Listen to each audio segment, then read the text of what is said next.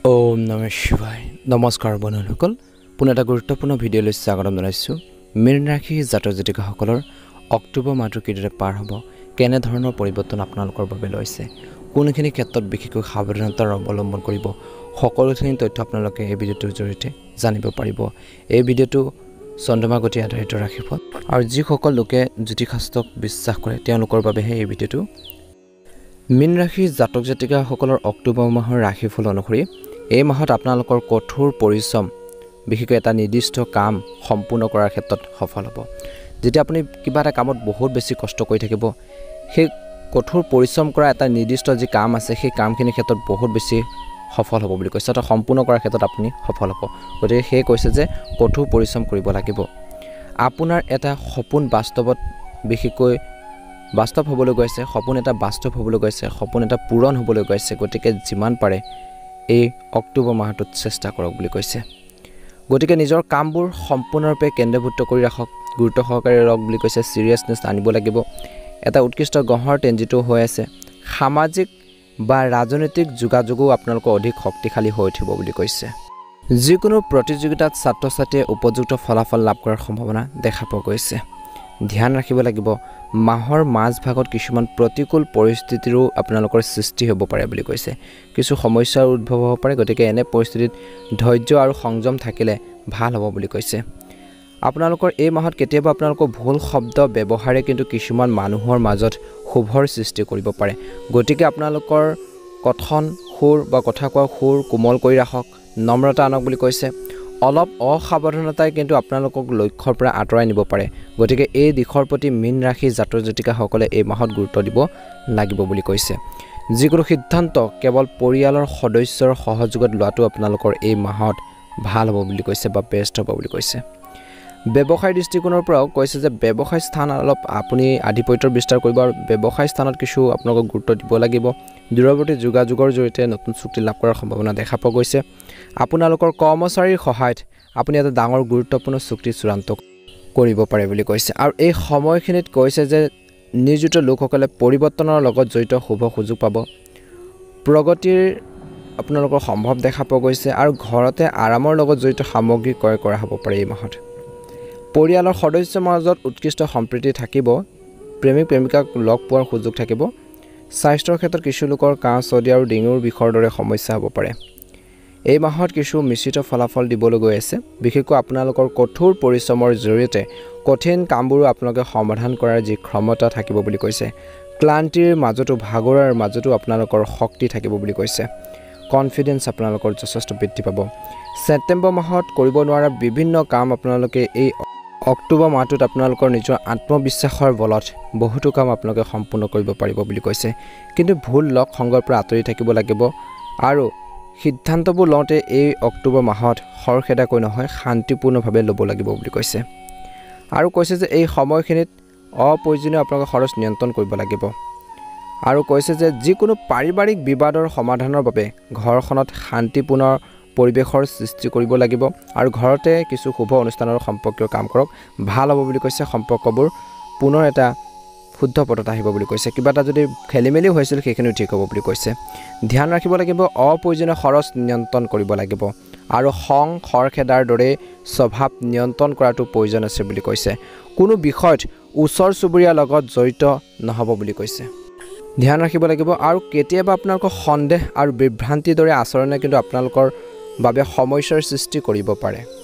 নিজৰ সামৰ্থ্যতকৈ বেছি ধাৰ ল'ব নালাগে এই মাহত এই সময়ত ল'ৰা ছোৱালীৰ ক্ষেত্ৰত বিশেষকৈ উপযুক্ত পথ প্ৰদৰ্শনৰ প্ৰয়োজন আছে ব্যৱসায়িক কাম সুকলমে চলি থাকিব আপোনালোকৰ ব্যৱসায়ৰ সৈতে জড়িত নীতি আৰু পৰিকল্পনাসমূহ কাৰ্যকৰী কৰাৰ বাবে এইটো এটা অনুকূল মাহ বুলি কৈছে অনুকূল সময় কিন্তু কোনো কৰ্মচাৰীৰ বাবে বিশেষকৈ সমস্যাৰ সৃষ্টি হ'ব পাৰে বুলি কৈছে অলপ সাৱধানে কিছুমান ডিচিজন বা সিদ্ধান্ত ল'ব লাগিব বুলি কৈছে এই সময়খিনিত বিশেষকৈ অতিৰিক্ত কামৰ বোজাৰ বাবে নিয়োজিত লোকসকলে মানসিক চাপত থাকিব লগা হ'ব পাৰে স্বামী স্ত্ৰীৰ মাজত পাৰস্পৰিক সমন্বয় সাধাৰণতকৈ আপোনালোকৰ বহুত বেছি ভাল হ'ব বুলি কৈছে ঘৰৰ পৰিৱেশো সুখদায়ক আৰু আন্তৰিক হৈ থাকিব কিন্তু বিবাহ বহিৰ্ভূত প্ৰেমৰ সম্পৰ্কে কিন্তু ঘৰত সুখ আৰু শান্তিৰ ক্ষেত্ৰত কিছু সমস্যা কৰিব পাৰে বুলি কৈছে কিছু লোকৰ মূৰৰ বিষৰ সমস্যাই বাৰুকৈ এই মাহত অশান্তি দিব পাৰে মানসিক চাপ আৰু নেতিবাচক চিন্তা আপোনালোকৰ ওপৰত আধিপত্যৰ বিস্তাৰ কৰিবলৈ একেবাৰে নিদিব বুলি কৈছে অপ্ৰয়োজনীয় চিন্তাবোৰ পৰিহাৰ কৰিব লাগিব আৰু কৈছে যে লগতে পৰিয়ালৰ যিকোনো সদস্যৰ স্বাস্থ্যৰ প্ৰতি আপোনালোকৰ চিন্তাৰ এটা সৃষ্টি হ'ব পাৰে বুলি কৈছে। কেৰিয়াৰৰ দৃষ্টিকোণৰ পৰা এই মাহটো আপোনালোকৰ স্বাভাৱিক হোৱাৰ সম্ভাৱনা আছে। এই সময়খিনিত ধৈৰ্য বজাই ৰাখিব লাগিব আৰু পৰিস্থিতি অনুসৰি আপোনালোকৰ সহকৰ্মীসকলৰ লগত ভাল আচৰণ কৰা উচিত বুলি কৈছে, কাৰণ তেওঁলোকে আপোনালোকৰ বিভিন্ন ক্ষেত্ৰত বা বিপদত সহায় কৰিব বুলি কৈছে। এই সময়খিনিত কৈছে যে ধৈৰ্য বজাই ৰাখিব লাগিব, আপুনি কঠোৰ পৰিশ্ৰম কৰিব আৰু নিজৰ কামত মনোনিৱেশ কৰিব, যাৰ ফলত আপোনালোকৰ কৰ্মক্ষমতা অহৰহ উন্নত হ'ব বুলি কৈছে। চাকৰি বা কৰ্মৰ ক্ষেত্ৰত আপোনাক ভাল অৱস্থাত ৰাখিব বুলি কৈছে। ব্যৱসায় কৰা লোকসকলৰ কিছু বিভ্ৰান্তিৰ দৰে এটা সমস্যাৰ সন্মুখীন হ'ব লগা হ'ব পাৰে বুলি কৈছে। সঠিক সময়ত সঠিক সিদ্ধান্ত ল'ব লাগিব আৰু ব্যৱসায় খণ্ডত সঠিক সিদ্ধান্ত লোৱাৰ অৱস্থাত কিছুমান ক্ষেত্ৰত আপোনালোকৰ কিছু কনফিউজন লাগিব পাৰে। সেয়ে আপুনি কিছু সময় কোনো ডাঙৰ সিদ্ধান্ত লোৱাৰ পৰা আঁতৰি থাকিলে ভাল হ'ব বুলি কৈছে বা বিশেষজ্ঞৰ পৰামৰ্শ লোৱাটো আপোনালোকৰ বাবে ভাল হ'ব বুলি কৈছে। আৰ্থিক দৃষ্টিকোণৰ পৰা ক'বলৈ যাওঁতে বিশেষকৈ এই মাহটো আপোনালোকৰ খৰচ বহুত বেছি প্ৰয়োজনতকৈ বেছি হ'ব পাৰে বুলি কৈছে। গতিকে আপুনি টকা পইচা খৰচ কৰিবলৈ কিছুমান ক্ষেত্ৰত আপোনালোকক বাধ্য কৰাব পাৰে। যিমান পাৰে মীন ৰাশিৰ জাতক জাতিকাসকলে মাহৰ আৰম্ভণিৰ পৰা খৰচ কমাবলৈ চেষ্টা কৰাটো ভাল হ'ব বুলি কৈছে। লাভ কৰা ধনখিনি সঠিক ঠাইত ব্যৱহাৰ কৰিলে আপুনি সৰ্বাধিক সুবিধা লাভ কৰিব বুলি কৈছে।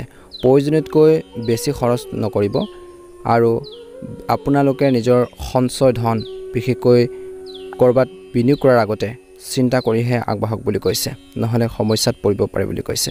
গতিকে এইকেইটা কথাৰ প্ৰতি আপোনালোকে অলপ গুৰুত্ব প্ৰদান কৰিব লাগিব বুলি কৈছে। এই অক্টোবৰ মাহটো মীন ৰাশিৰ জাতক জাতিকাসকলৰ মিশ্ৰিত ফল পাব। বিশেষকৈ এই মাহত আপুনি আপোনালোকৰ কেৰিয়াৰ আৰু ব্যৱসায়ত বহুত বেছি উত্থান পতন দেখিব পাৰে।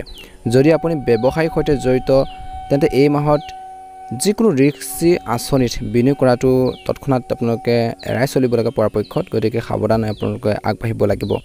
এনেদৰে এই মাহটোৰ ভিতৰত কোনো নীতি নিয়মো আপোনালোকে উলংঘা নকৰিব, অন্যথা আৰ্থিক লোকচানৰ লগতে মানহানি হোৱাৰ সম্ভাৱনা আছে। আৰ্থিক দৃষ্টিকোণৰ পৰা এই গোটেই মাহটো আপোনালোকৰ বাবে উত্থান পতনেৰে ভৰি থাকিব বুলি কৈছে। কেতিয়াবা লাভ হ'ব, কেতিয়াবা লোকচান হ'ব, অৰ্থাৎ মধ্যমীয়া বুলি ক'ব পাৰি। এই অক্টোবৰ মাহটোত বিশেষকৈ আয়ৰ তুলনাত অতিৰিক্ত ব্যয় হ'ব পাৰে।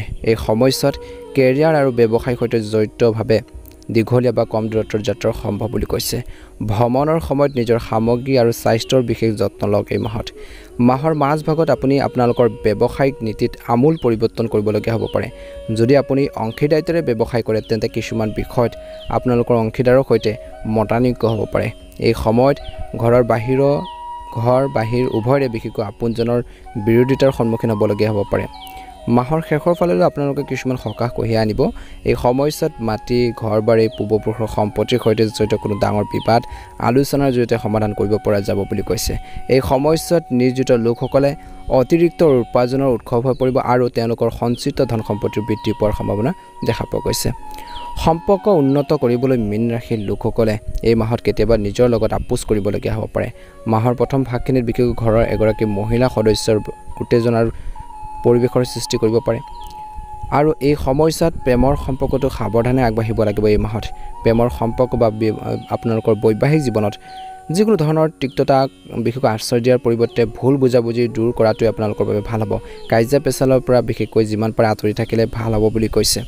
মীন ৰাশিৰ লোকসকলে গোটেই এই অক্টোবৰ মাহটো নিজৰ স্বাস্থ্যৰ যত্ন ল'ব লাগিব, নিজৰ শৰীৰটোৰ প্ৰতি ধ্যান ৰাখিব লাগিব, নিজকে হেল্থি কৰি ৰাখিব লাগিব বুলি কৈছে।